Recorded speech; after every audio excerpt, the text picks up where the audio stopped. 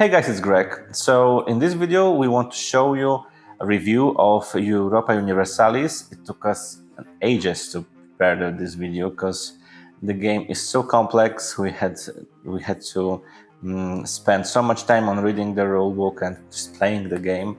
But I hope that pays off and this video will be informative and useful for you. So if you are interested in Europa Universalis, just check out the rest of this video.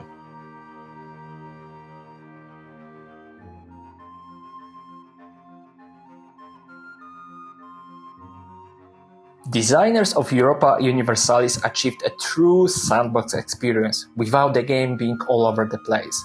From time to time, publishers get ambitious and try to create this massive sandbox game, but almost always games like this end up unbalanced or too fiddly in the long run. Here everything is well thought out, and even with the total freedom of what players can do next, the whole game's engine performs smoothly, balancing components with each other and creating this cohesive, living, changing picture of past Europe. And if you are lost in the full sandbox, there are always private and common goals, helping you with the direction of how to grow your nation. The gameplay offers so much, it's insane, and at some moments, game feels even like a simulator of governing Europe's great nations through the ages of discovery, Reformation, Absolutism and revolutions. Develop technologies, trade, declare wars, spread influence, make alliances, marry for political reasons, fight rebels, colonize distant lands, vassalize provinces, collect taxes and build armadas. Whew, not enough? Convert others to your religion or change your own. Control the empire or the papal state. Change kings and queens and hire historical advisors and generals. Participate in historical events like the War of Roses or Plague. Grow your cities and even fabricate reasons to start the war. Europa Universalis is one of the most massive board games we have ever played, and the potential here is insane. Your kings and queens even age, dying eventually, so we need to put a new person on a throne. There is no doubt that if you're a fan of PC version, you're gonna love the board game adaptation of Europa Universalis too. It's so close to the original that it borderlines with being a simulator. We were asking ourselves if designers weren't too much meticulous creating a too complex board game, but ultimately we believe it's a huge pro of price of power.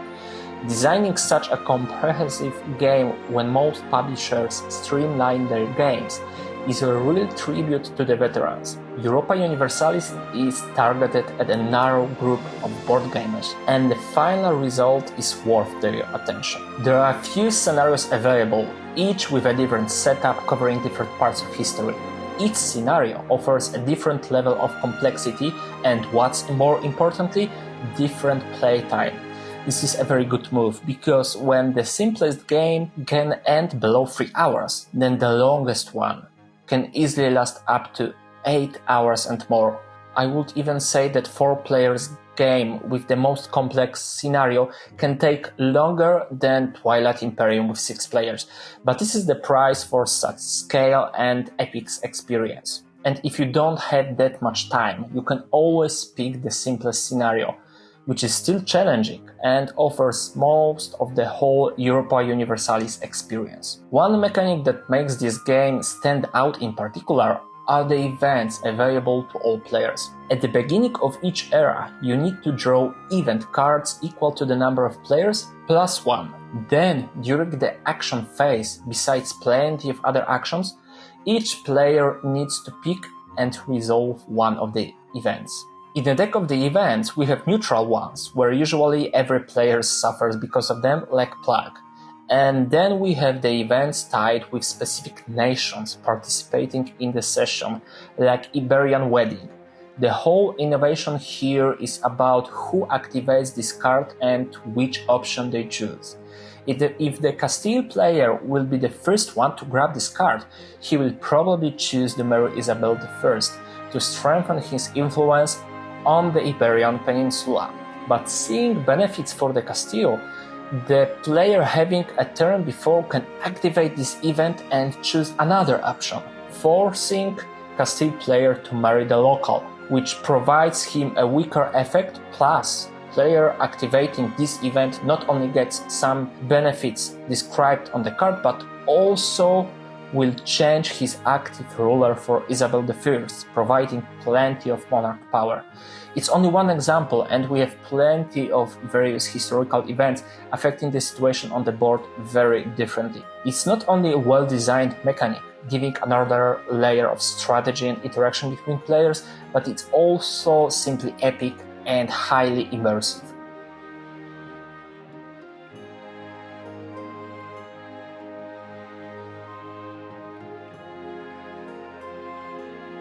In my opinion, the trade action is unnecessarily random. Money in this game ends quickly and you have to pay for almost everything.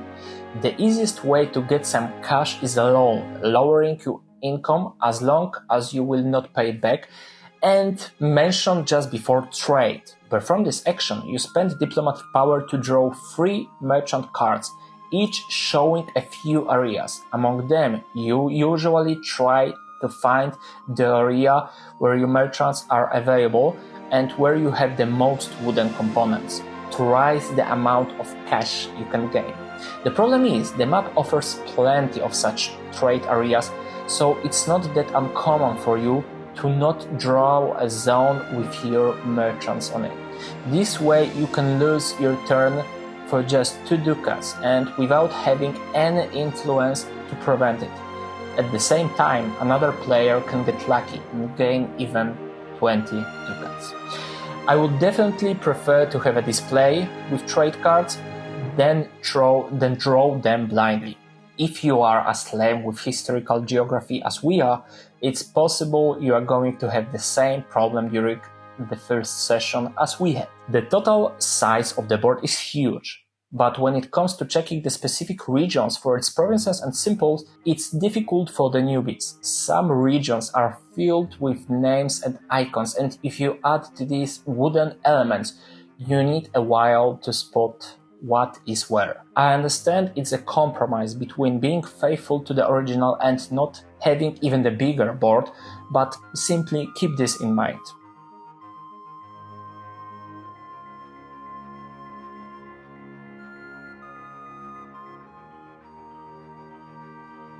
The high complexity of the game is not always an obstacle, especially not if the rulebook is right, and it's accompanied by extra stuff helping to enter the game. Did you ever read the first rulebook to Star Trek Ascendancy before fans made a massive revision of it? Or have you tried to learn War of the Rings board game without a YouTube video or BGG summary made by the Esoteric Order?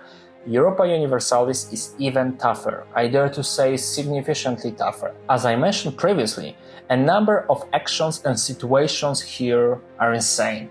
Many of them have their own micro-rules, which are intuitive once you play with them a few times, but it requires some effort at the beginning. Yes, the rulebook fully describes all of it, but it uses plenty of shortcuts for some phrases, like NPR, meaning non-player realm. Due to this, some sentences and paragraphs are simply hard to read, especially examples explaining some actions. Combine this with not that much intuitive and sometimes too small icons, and you have before you a huge challenge. I can see designers were fully aware of that, and that's why they provided each player with a massive reference sheet and charts helping to resolve peace and war. But trust me, it's not enough during the first session. Should Europa Universalis be streamlined? Definitely not. It will be done by the cost of its epicness. However, designers should prepare or hire someone to make a comprehensive video or even a series of videos explaining each aspect of the game. Alternatively, there is always the Diced app to make one huge interactive tutorial. Europa Universalis is one of those games that for some will be the best experience in their lives, and for some, a struggle they will lose at the stage of learning the game. It's probably the most epic and complete strategy game with a historical theme that we have ever played. On the other hand, entry level can be an issue even for experienced players. It's a hard game to score, but trying to find some common ground, Europa Universalis get from us 8 scratches out of 10 possible. If you don't mind insane entry level, you can easily rise this score by at least one scratch. That's all for today, see you at the next game and don't forget to subscribe our channel.